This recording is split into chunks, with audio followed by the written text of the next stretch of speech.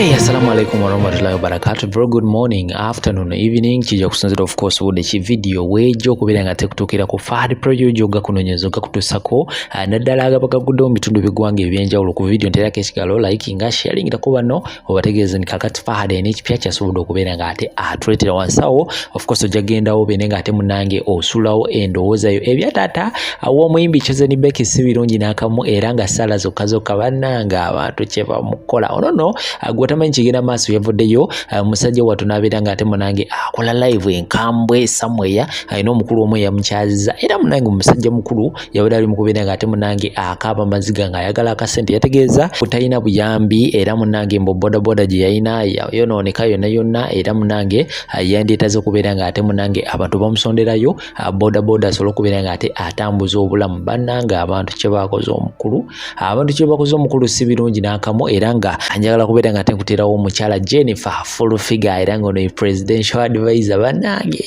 oli omwana w'obuwala ayogera ebigambo bananze binsuseko era nga naawe ngenda kubeera nga ate mbikuterawo osobola okubeera nga ate obyewulirako ogenda wansawo obeere nga ate otuwa endowooza bino bakugyeyo ensonga endala nyingi nnyo nga bwe ziri kubeera nga ate zitambula mu ggwanga lya Uganda ngenda kubeera nga ate nazo nzikutusako otuula butuzikalira shaka sha musomo waduwa wali nnyo okubeera nga ate akola ku gwe wena ayina abiwondagadde okubeera nga ate osootinga mu bulamu ajja kubeera nga ate akola kwankozesa amaanyi ag'eddwa ku namba ezisimu zinta WhatsApp ku stickers buli kimu kijja kubeera nga tekikutambulira bulungi nnyo malidadi sana katula biki ebiri mu kubeera nga tebigenda mu maaso side zeyo ewatata w'omuyimbi Chezeni Becky tembao nabe muli kutata wa Chezeni Becky mutata wa Chezeni Becky basumba bameka wano mune Museveni bawe motoka ba bishop simanyi bani ba maseka ba mufuti bonna balwa na state house bawe motoka omusajja yagame senda sonda za church ne pichipichi emutambuza okole emirimu gya Katonda abasumba bakyasonda churches omusajja asabe pichipichi gwe tumuwadde ni muleke lwaki mugikozesanga kaadi lwe tubyogera nako buli omu wali walabira omwezi n'enjuba tumuwadde buli omu yavumye taata wa Chezeni Becky gwe tumuwa abantu mwalabira ekintu kimu tine gwoyita malayika alina gye yanobye oba olwo yamusookako yamugoba nga kibaafu gwe gwolaba nga queen waliwo eyamukoowa nga talina nakyalaba kati yensi gye tulimu muleke kukozesanga kaadi za kabampaane mbo bannange ne bamufuti buli mwaka babawo emmotoka empya ba district card batuuza ba bishop bawe emmotoka empya zirabirire kanisa Kereziya n'emizikiti wana abasumba bakyasonda churches twatondera edda nnyindo za minya onagine nnyindo ziringa olubalaza lw'essabo oyinza ogabala omudaba ye wankulukuku gwe woba oyina bulazawo ng'oyina muganda w'omulenzi nga ne mama yazala ku baana abalenzi ne bakola kintu kye bakola amiri era newunya nnyo omuntu asupportinga nkulaba nga sitaani walumbeza yakede gwomanyi kye bayita okwagala best friend wa bawo okale tukize ku bakazi era nze newunya abakazi abagala bababa bannaabwe nga yefudde best friend wo naye nga ali abbaawo oyo sitaani nabemu n'abaana asobola obbatta kitegeeza sawa yonna ova mu maka go n'agasigalamu natta abaana bo ofuna te feeling kubba wa mukwano gwo ofuna te feeling kubba wa muno nojjamu amagulu nodda nembuli n'osiyiriza n'okyusa ne ringitoni gwe kubba wa mukwano gwo abasajja bonna ne baba baweddeyo mu nsi bawa mukwano gwo ojjawo amaanyi ojjawo amaanyi agayimba ringitoni ojjawo amaanyi agaweweta omuntu bawa mukwano gwo gomanyi ng'afulumya mulaba mugajja wammwe bannange tetuganyi muyimayima amaanyi mugajjawo oli mukuleka za hadithi mu busiramu baziyita hadithi kubanga Chezeni Becky yasiramu kakati yabitegeera zonna zoleka oleka hadithi ze zigenda okuwandiikibwako byebyo omuntu atali mulwadde nti tusonda za ddagala mwana yagaana omwana wa kuperforminga bobe music yagwa music mu Uganda yonna no musician is performing well these days bonna bafu gwe namakulu laba akyayimba wa bairi namatovola abakyayimba waabayimbanga ku mikolo nga wiiki yonna batamuyita kwanjula simanyi atekka ddina simanyi atekka kipate simanyi atekka ki simanyi atekka naye leero gendo babuuze bayimba wa n'okufuna akalima ayise engalo mu maaso musiki yafa music mu Uganda yafa muwala otakyalina waayimba nnyo kiri awo bantu baali babagula obukadde 8 bukadde bumeka kati babagula bukadde 2 bukadde 3 kakadde oyinza okubanga wamusaba pikipiki tewamubeererawo tewamulabirira takumanyi nnyo kiri awo mu bulamu bwe n'abeera nga tasobola ate kwejjako za school fees akuwe naga ate atakwatiriramu kali gwe lwakuba ofunye abakulukira kiddiirwa awo ffe tukuteeke mu mawulire tugenda kugigulira naye gwe gamba osonda ffe bw'ogamba tuli mu gisonda ffe tugikugulire awo olyo bagambe nti nsi ye yagikusondera naye ng'ekigendererwa baagala suula mwana ono bwe banaamusuula naye n'abeera ng'atambula obulamu ng'alinga embizzi nga ggwe obulamu bw'oyitamu ng'olinga nga mbizzi ogenda owunnaana buwannana owunnuuna bakiyita kuwunnuuna ng'owunnuuna buwunnuunyi n'omwana ng'awunnuuna nga ne kulasiti abakusondera bakozesa linnya taata wa Chosen Beki ngolooza singa tewali taata wa Chosen Beki nga tewali linnya lye bagenda kukozesa baali kusondedde wano teri ayamba muntu mu media nga toyina kiwamba show bw'oba toyina kiwamba show tebakuyamba Chosen Beki bw'anaagwa n'abeera nga ne bw'obeera oyagala nusu 10 tasobola kikuwa talina n'abaana bo bonna nga tekuli asobola kikuwa n'ojja mu bwetaavu tugeze nga bwabujjanjabi obujjanjabi bwetaaga kakadde ani anaabukuwa basajja ggwe omuntu yenna nemba muyina gundi mwera muyina differences waliwo kali kooleka muntu owaayo omuntu ono mu bonna abali wano yasinga okummanya at least kulasiti akwatibwa ensonyi n'agamba owaayi taata tagenda kubeera mulago baasaye bumeka 2 buubwo mu butwaleeyo akafa nsonyi ne gwe batumye nti gendako ewa Chosen tajja nga asaba buyambi akonkona ewa Chosen n'amugamba Chosen Beki taata waali mulwadde mulago yamba kitaawo tagamba nti tuyambe taata wo muyambe alagira mulagire yamba kitaawo Chosen oli kitaawo ne buli kimu oli mu kisaanyaawo kubanga bakusuubiza okuwa obusente kwejo emyaka egirina okubanga gifumiitiriza Lubaala akyabatuulako nnyo bataata bonna abalinga Chosen Beki baasiraana baafa bubi balinga taata wa Chosen Beki naye ng'ate Lubaale yakikola olw'ensonga temwagaliza baana Lubaale amanyino basala ne mufa ye Lubaale asalira ddala abazadde abayisa obubi abaana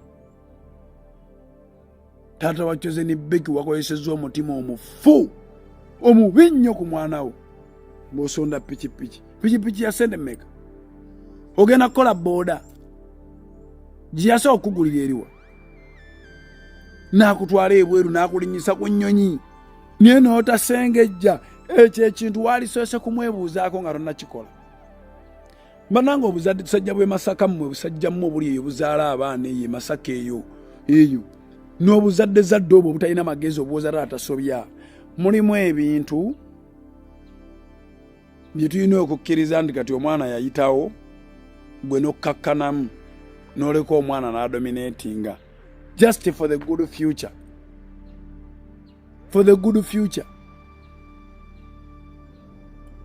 nali njogera ne Misa Kisemakula Jozi n'ekigambo kye namugamba ne mugamba katolaba Misa nti engo eyambuka waggulu n'eteekayo emmere n'emala okulya n'ekkanga eyina ebyana ebiresse wansi yabiwa obudde n'ebiyigirizo songola enjala n'okuwalampa kati atayiga neyayiga emupimira awo eteekayo emmere waggulu n'eteeka kati buli muzadde yenna olina okuzaala abaana naye ng'okimanyi akaseera kalina okutuuka ne beebeererawo but under your watch kubengo bemala oteekayo emmere tedda wano ate abaana bagirabeko etambula n'egenda eri nebeera ng'etaliiwo kumbe ekomawo yeetoolola nebaako weebwama netandika balingiza bwe bati nebalaba teyagala ani ajjamu omuntu lw'okola generation okwekolerera ekinaakuyamba si kikulu naye okukola abaana bakuyambisa abaana balungi kukuzanga magye nti gw'oduumira gw'olagira naye togenda kuduumira gw'otaagulira uniform, togenda kuduumira gw'otaagulira ngatto, togenda kuduumira gw'otawa musaala nga bw'olaba amagye nti omunnamagye okukuwa respect at least abaako kyamanyi nti gwe mukama we era ebisigadde abisuubiramu ggwe. Kati n'omwana naye mukuze mu mbeera nga gwe muduumizi omujje buto ng'akimanyi tata bw'atowa oda eba oda, kubanga empuuta gw'ogula, ennyama gw'ogula, fiizi gw'osasula. Tosulayo busuuzi fiizi ne weesuliyeyo gwa naggamba, genda omulambule. Lagira kino, tabukako olumu nga bamuwaabira ogambe nedda kwolwo ng'oli ku sayidi ye, obeereko ku sayidi ye ate olulala ogiveeko. Ebintu ebireetera abaana okuwa abazadde ekitiibwa ziba memories ze bajja babuildinga ze bayiseemu n'abazadde. Naye gwe oyagala ozaala abaana bagende baboneebone n'omukazi bwe bamala okuyita mu nsi ebizibu bibakubye, mukazi wattu wuyo yatandika n'okuzaala nga oba myaka 16, obulamu bumuvijjiridde, amaze okuyitawo taata abataata olyoka olanga ensigo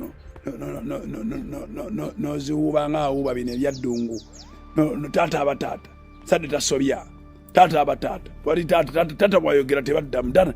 Ebyo byavaawo. Taata wa Chosen Beki weeyisizza bubi nnyo. Gowonye tewabadde taata wange ggwe, wabadde ojja kutuuka okufa nga tozzeemu kundaba. Golowooza okubonaabona kitaawo yafana tamuziika, era naye wali mwana kitaawo nga waayine lwaki oli bubi. Kati oba mbeera bubi oba biki naye otuuka okufa nga sizzeemu kulaba, nga tozzeemu kundaba. Making sure ne wembeera tomanyaawo ne bw'ofa siziika. Nze kano nayampa obulamu bwange nga nekkiririzaamu ndi nsobola okubeerawo. Siyina muntu gwe neetaaga kubeerawo mu nsi, naye ate neetaaga nnyo omuntu oyo agezezzaako okumbeererawo, simutagenda. Ate nyiigira nnyo omuntu oyo agezezzaako okunsaanyaawo. Kati omwana byokola bimusaanyaawo. Bali abalala bafunirako likes, bafunirako views, bazimbirako akawunti zaabwe ku mugwagwa. Mutuule mbanyumiza omwana gwe nalaba ngatta nnyina n'amaaso agange bwenti, kino nali sikirabangako. Guys, sit down, kamba buulire. Nalaba omwana ngatta maama we n'agange bw'ati. Bazungu, mutuule mbanyumize. Bwe nali nakajja wano nga nkola mu bakadde, munaye nga ngenda nkola ku kakadde bambi, kale kakazi nga kakaddidde ddala, kakabera maka ga mwana waako. Munnange omwana nga tukangamba, munnange nkubuulire mama wange todda kumuwa mmere next week ayina okufa. Munaye nga simanyi system bwekola, simanyi bwe bikola. Nga akakazi nze nkontinuinga bambi nkawa mmere akakadde. Naye munnange omwana agenda okula mama we tadeclininga, ng'ateekawo kamera nga mama wange n'agamba tulye tomuwa mmere, naye ng'alabika ng'alya. Nga mugamba simuwa. Nga nze bwe nkatwala mu bathroom. Abali ebulaya mu njulira bino mubimanyi ero niri temulina nakwewuunya mubimanyi. Munnange nga nkatwala mu bathroom nga kakazi mbeera nkawa enshuwa, mbeera nkawa obuta buno bwa energy. Omukazi ng'agamba kati mama kitafa, onalabika kati caregiver yamuwa yannemesezza. Ng'agamba omanyi ogenda kutuula eka ennaku 3 ngenda kuzisasula, ng'akubira kampani nga bagamba oyo omuwala atuule waka ennaku 3 ngenda zisasula tajja. Akawala ko profession yako kanyini nako kali kanasi nga katekinga time off nga katula ne mama wako. Nagenda okoma wonga mama bamukuba omudagala guli ng'aliko kiyiti yakola mama ngendo katookako ka mama ne bwenka wachenka wa mama ngateka kyalina tewali kikyayinza genda. Munnange omukazi nga ngamba wabula n'olwayo lozzi situwati mama ate onaamukolako. Mama tomorrow agenda kufa. The day after akakadde kamala ne kafa. Bwe kafa batuwa invitation ogenda okuziika fa babadde ba caregivers. Omanyi by'abazungu okuziika toveeri n'obbamu kanti ngenze kuziika. No, you have to be invited. Naye nze olwa emotions saaziika. Naye caregiver oli ow'ekiro nze nali wa misana, actually sawa budde twaleko babiri, nze nali wa misana nga waliwo ow'ekiro. Omanyi ow'emisana ng'oyita mu kintu kino emotions zonna zonna gozikaring. Ow'ekirajja kakadde keebase n'akabuuzaako awo shwi ku makya ng'akwata mu bibe ng'agenda. Naye ow'emisana anyway kaneme ebbaluwa essaayo. Nabuuza caregiver yaliyo mu kuziika nti bibadde bitya. N'aŋŋamba akaana nga kasanyufu bitya. Kaakati wano basobola okusalirawo nti osobola okufa kisinzira omwana goba wateekako naddala omwana goba wateekako nti bwe ndiba ntuuse nga sikyategeera ono omwana asobola okunsalirawo ekintu kyonna in my medical life kati akakadde kali tekakyategeera obwongo nga bwagenda kali kalina Alzheimer's oba memory loss mubimanyi bazungu balina nnyo ekizibu ekyo kyesibabuulidde bampayo bambika gift ka $4,000 for being the best caregiver. Yes, it was a gift. I was happy about that, but I was not happy about the other situation. Omuna Uganda munnange ng'oli ku Bulaaya ng'oli Canada. Video eno giri posting ogi downloading ogisharingire munna atanafuna mpapula. Wuliriza. Koti miwero. Muna Uganda ali ku Bulaaya naddala Canada nga tonnafuna mpapula. Video eno gi downloading ogiwulirize bulungi egenda kukuyamba.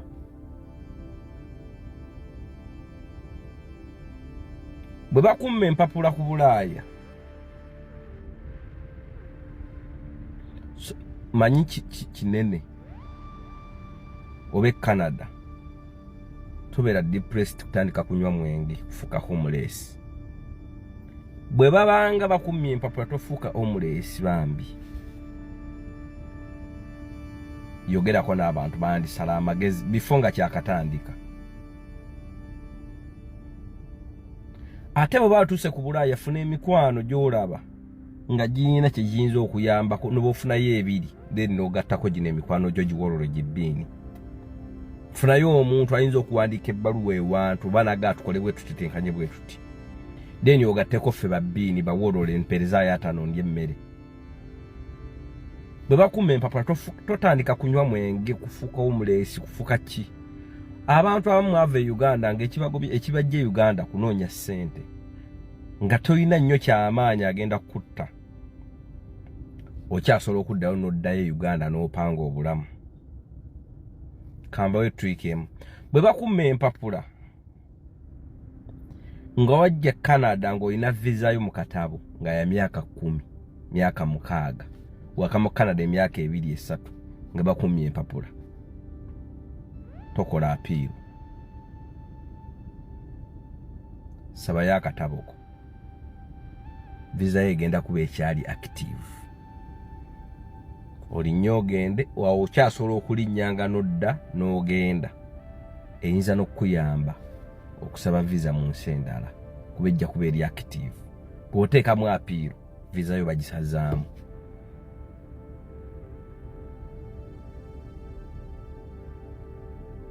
Bwe bakumma empapula nga visa yo kweri ku katabo kasabe ogule tiketi visa egenda kubaako kitegeeza nti okyasobola n'okudda ng'ojja bwodda oyinza n'okufuna process dogamba kafuneyo muwoomya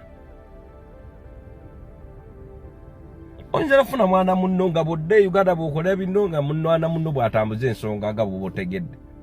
Oyinza n'ofunayo omukyala wano mumaze okugira munnaye mufunye patanaawo mweyagadde mugenze wala nga gwe bw'oddako e Uganda katoli mu byadduka na kumalawo ssente. Singa obanga gy'olaga e Uganda teri akuteeze kutta osobola osabayo akatabo. Kuva mbino babbiini nti bbiini bwe tukulabira e Uganda omuntu toyina wali abantu nga yena badde e Uganda ne ero siteminaako buzibu osaba busabi katabo tokola wokolera apiiru visa bw'otokola apiiru osaba busabi nabasaane munyima mumpe ebyange ng'ogenda bw'odda n'obwosaba ewalala bw'osaba mu nsi endala beeraba visa yo kweri toli rejected naye kasitoteekamu apiiru visa ye beeweddeko eba esaliddwamu. Actually bakumma empapula n'osabayo akatabo n'oweegulira tiketi tobeera dipoti. Otegedde tobeera dipoti nedda ne bambi temuluzinga focus, temuluzinga dream. Abalungi abatuuliriza era abatulaba olunaku olwaleero tuchaddeko ewa Sheikh Ashraf Dembe. Sebo sanyusa okubalaba amannya agange yeze Sheikh Ashraf Dembe akola ku bizibu by'enjawulo. Omuntu singa aba alina ebirwadde musomereddwa tumuwa amazzi ga lukuya nga bw'obadde ogalaba, tugenda abantu ku kyoto ne twokya emizimu emibi egibabaamu n'okulomba edduwa. Abantu singa abeera ng'ali wano atuuse sobola okumulombera edduwa, ne waba atatuuse nga mpadde amannya ge naye ng'ali wala. Neetaase ennamba yange yeeno eri 07 01 76 37 11. Nammwe bannyinaffe abali ebweru oyagala okuba nti oyagala okulombera ku dduwa ng'olina ebizibu, viza zibuze, amaka gakolongotana, sente zikola zimpita mu ngalo, ojja kumpeereza ekifaananyi kyo n'amannya go, ebyo byokka bijja kummala, nja kukulombera edduwa, ojja kutereera. Olunaku olusembayo mu mwezi mba n'edduwa eyawamu ffenna n'abalwadde bange abakadde n'abapya. Assalamu alaikum warahmatullahi wabarakatuh.